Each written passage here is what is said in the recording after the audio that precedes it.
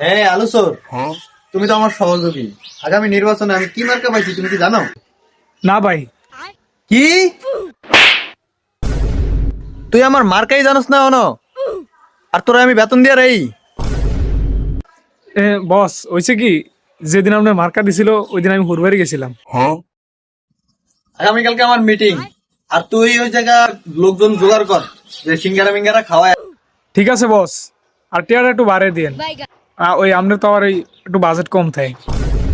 ঠিক আছে আলু স্যার, যত টাকা লাগে আমি টাকা দিব। তুমি খালি লোক জোগাড় করো। সিঙ্গারার টিয়া ওটা আমি দিয়ে দিম। ধরো এখন 50 টাকা নাও, আগেই বাজেট লয়ে যাও।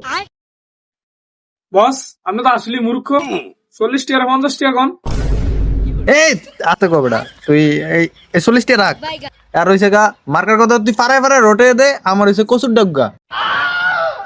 ঠিক আছে বস, আমি এলে জায়গা ফারাই ফারাই রুটে দেই, আপনার হচ্ছে কচুর ডাকবা। দেশ হলো নির্বাচন, তা না এখনো রং হয় না। এলাকায় দুই নেতা আইলো, দু অনুজন হয়েছে বাটপার। নির্বাচন আমার আগে দান্ডি কাটতো, নাইলে নেতারা আমার দান কাটটা নিয়ে দেবো।